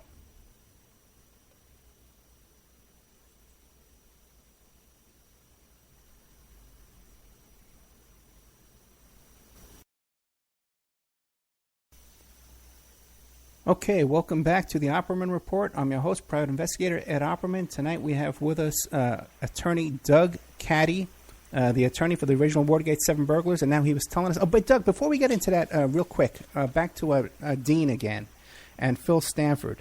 When Jim Rothstein was on the show, and he was very familiar with all the things you're talking about, he was saying that he felt that this call girl operation also included pedophilia and child prostitution, child trafficking. Do you know anything about that? Yes, I would agree with him on that. I think pedophilia plays a big role in politics and in government. Okay, and right now, if you follow what's happening in England, I mean, there's a tremendous scandal that's been going on for 2 or 3 years now. Goes all the way up into the royal family about pedophilia, and it's just as big here and involving just as important people in this country. I mean, our leadership. And so I think that one of the purposes of the burglars was if there was a book there on for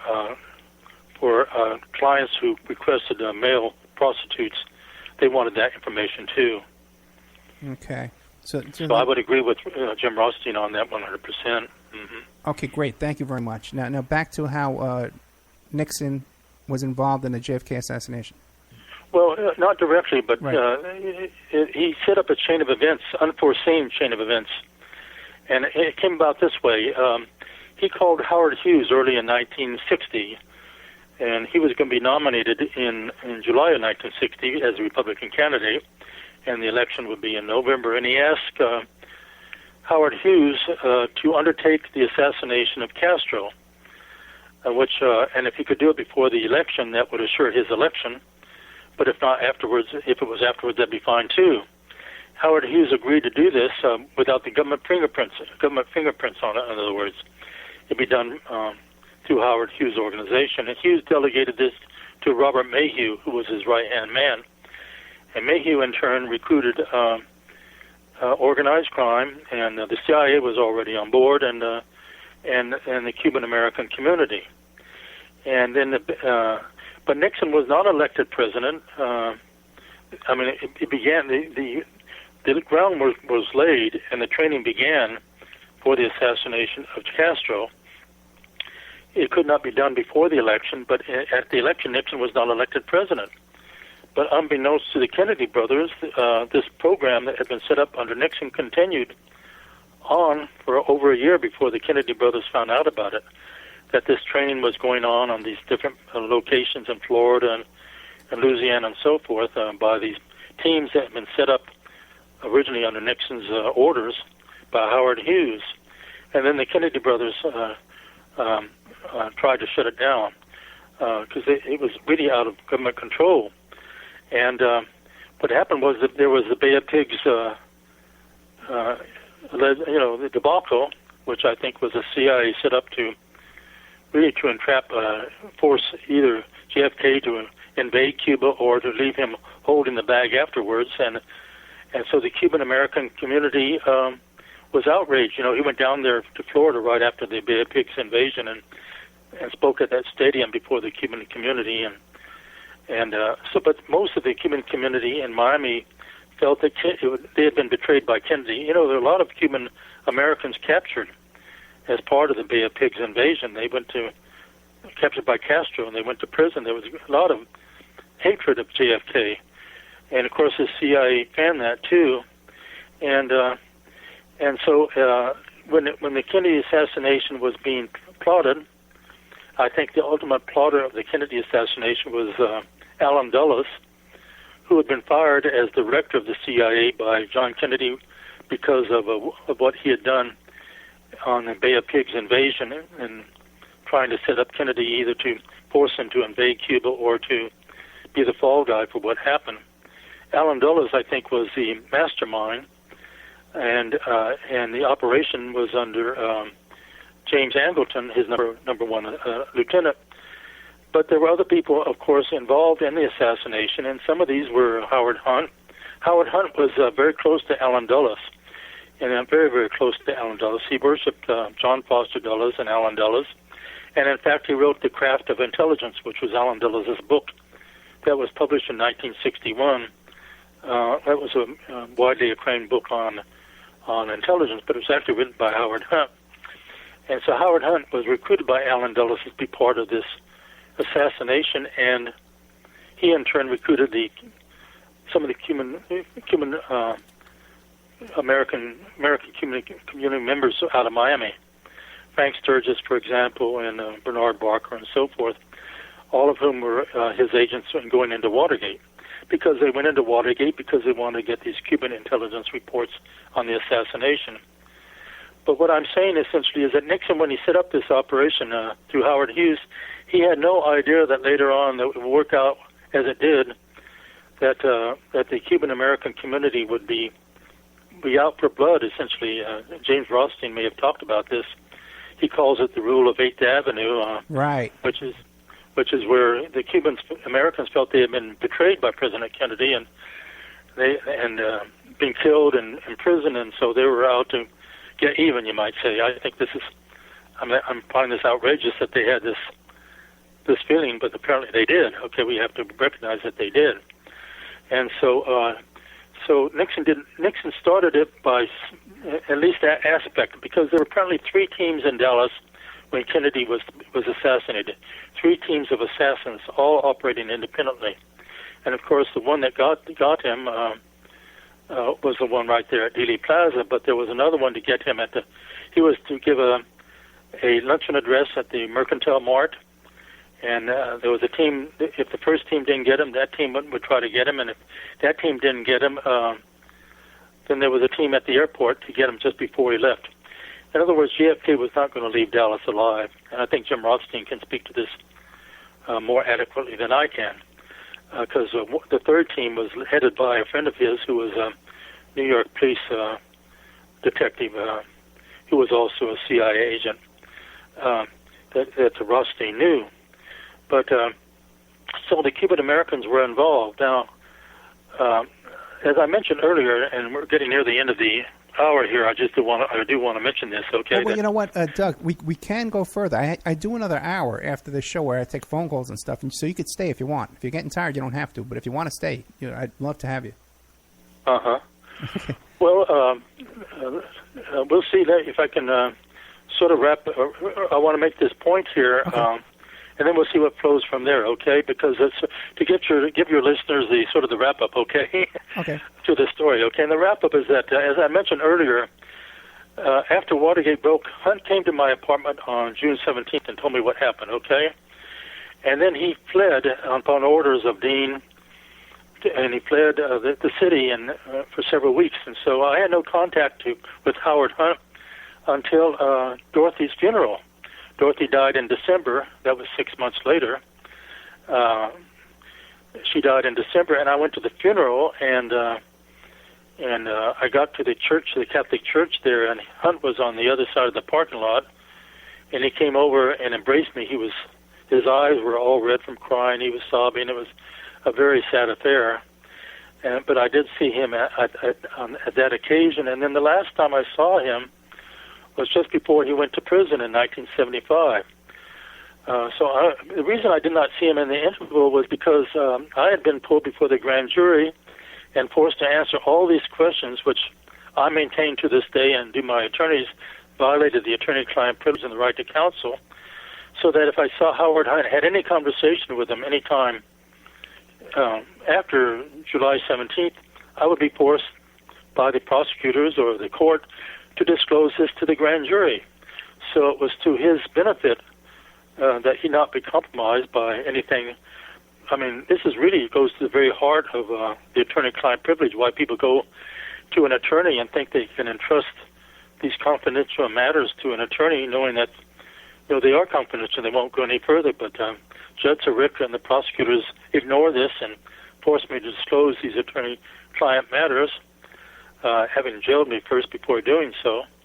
And so I just had it was obvious that I could have no conversation with Howard Hunt after June 17th, after I was put before the grand jury, put it that way.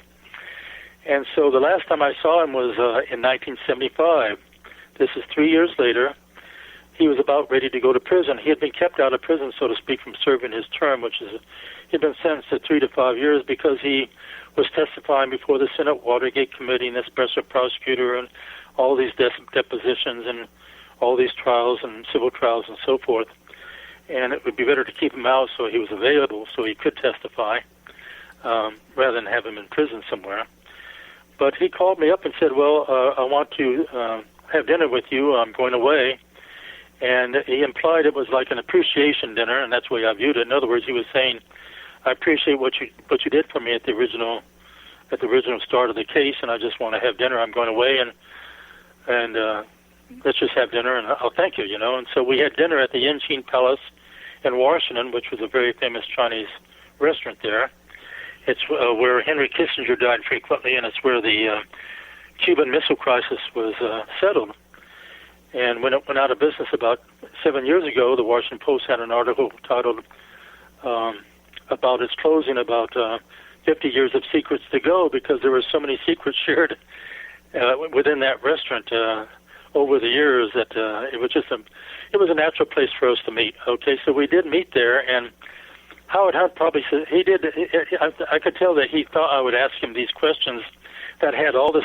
I had wanted to ask him all this period that I had never been able to ask him since he came to my apartment on June 17th, and so I started off by just asking him. We had, we had a congenial and friendly conversation, but I decided he was going away. Who knows when I'd see him again? So I had some questions to ask him, and so I asked him, why did you go into the Democratic National Committee? What was so important there? And he replied, well, he hesitated, and then he just said, well, I told them to photograph any documents that had numbers on it. And I said, Howard, that doesn't make any sense. Come on, that's not really an adequate answer. I mean, anything that has numbers on it, that doesn't answer the question. And he just shrugged his shoulders and didn't answer anymore. And then I asked him, well, I was at the first Watergate trial, and on the table in front of me at that trial was all the wiretap equipment and the eavesdrop equipment and the burglary equipment that the police had seized upon and after the arrest. It was on display there at the trial. Of course, Hunt was not there because he had pleaded guilty, and I said it was obvious that you went there you had pleaded guilty to burglary and conspiracy and so for eavesdropping, and that was it not true that you went in there to replace a bug? And he nodded his head affirmatively. In other words, he didn't answer verbally. And so I said, well, I was aware from the media that a major issue was the sex angle, that there was a prostitution ring being run out of the Democratic National Committee, and was it not true that you went in there to get the books of the prostitution ring, male and female, and he hesitated, then he nodded his head affirmatively, not answering verbally, and so I thought, well, I said to Howard, this is not, these are not enough reasons to go into the Democratic National Committee in the whole scheme of things. I mean, why would you go in there on these things that are they're important, but they're not really worth going in there and such a reckless or risky venture, And he hesitated, and he said, well, there was another reason we went in there. And I said, well, what was that? And he said that we went in there to get the Cuban government intelligence reports that we thought were at the Democratic National Committee. And I said, well, what would be in those reports? Why do you believe there was something in those reports? Because, when they went in there, the burglars were arrested before they did anything. They had already got inside the Democratic National Committee before they were arrested, so they didn't have a chance to look for the reports or to do anything. They were just caught, But he said, we thought there was these Cuban government reports covered the Kennedy assassination and those involved in the assassination. And at that point, he indicated he would have no more discussion, and that was it. He just waved his hands in front of me, and that was it. And so we talked about other matters before our dinner ended, about his 4 children and where they were and how they were being taken care of, and my own situation and so forth. And then we went out on the sidewalk. This was the last chance I thought. Last chance I might even see Howard, because I might be leaving Washington, and he was going off to prison. I said, well, Howard, why was Kennedy assassinated? What was so important in these reports that you thought it would be worthwhile to go in there and get them? He said, well, Kennedy was assassinated because he was about to give our most vital secret to the Soviets. And that stunned me. I mean, the President of the United States was going to give our most vital secret to the Soviets. And I said that to him. I said, Kennedy was going to give our most vital secret. He said, yes. And I said, well, what was that secret? And he said, the alien presence. And he looked into my eyes. He shook my hand. He said, the alien presence. And with that, he walked away. And that was the last time I saw Howard Hunt. And at that point, this was 1975. I was not a student of the Kennedy assassination. I have told in this interview where I was when the assassination took place. I was in law school, and I got this call when I was working for Lieutenant Governor Wilson. But I had not really followed the Kennedy assassination. I knew there was a lot of controversy about the Warren Report, Commission Report, and these books and so forth. And the idea that Kennedy would give secrets to the Soviets was astounding to me. But I didn't know how to weigh that, and I didn't know anything really about the alien presence or aliens. I mean, there's a lot of controversy about UFOs and so forth, but these were not subjects on my radar screen, put it that way. And it was not until many years later, into 2006, that I became the subject of the assassination topic of the Education Forum out of London. It's the Education Forum is the name of the website, and they have several topics, and one of them is the JFK assassination topic. And they started a topic on me because of my relationship to Howard Hunt, who had since surfaced as being a figure in the Kennedy assassination because of what he said on his deathbed, and also because of one of my clients in Texas was Billy Saul Estes, who was LBJ's bagman and secret silence business partner, who had indicated that LBJ had been involved in the Kennedy assassination, as Howard had said on his deathbed too. And so they started this topic on the Education Forum, and I decided to join the Education Forum to answer the questions of its members, to clear up any questions they may have. As a result, I became aware of the Kennedy assassination. I won't hold myself out as an expert because there are people who are experts on all aspects of it, but I am aware of most of the parameters of it as a result of this wonderful work done on the Education Forum by all its members over the years. And I didn't realize until I started studying the subject that Kennedy was essentially a great man. He was a tremendous man. He was trying to change things fundamentally, which was why he was killed. And one of the things he was trying to change was our relationship with the Soviet Union. And he started this right off at the very beginning by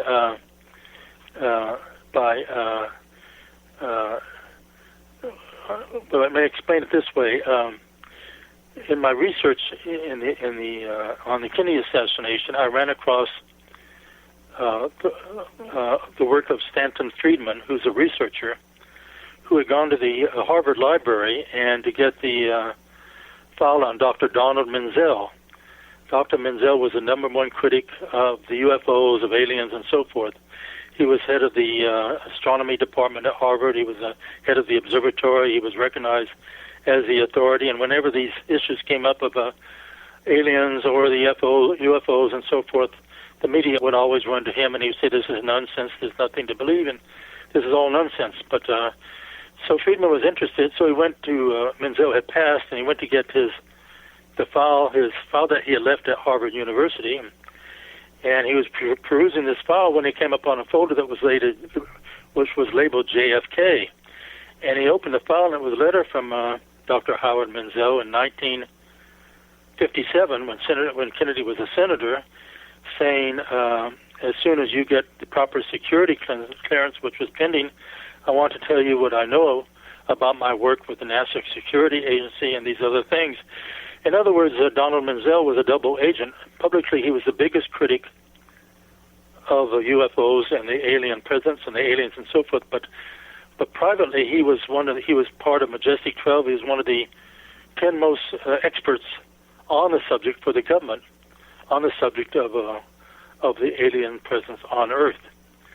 And so this, I think, is the first time, and I may be wrong about this, but I think what Dr. Donald Menzel briefed Kennedy on, when Kennedy was still a senator and on the board of overseers of Harvard University, having gotten the clearance, was that Kennedy became aware of the alien presence. And so when he became president, he wanted to pursue this.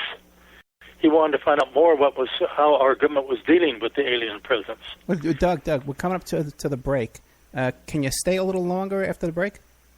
Yes, I can. I have to clear up this this subject here so your readers understand. Thank you. Thank you so Kennedy's much. actions. So I'll stay. Oh, thank you so much, Doug. We'll be right back with more of Doug Caddy, the attorney for the Watergate burglars. He's talking about the JFK assassination, and E. Howard Hunt told him that one of the motives for the JFK assassination was an alien presence. We'll be right back after this.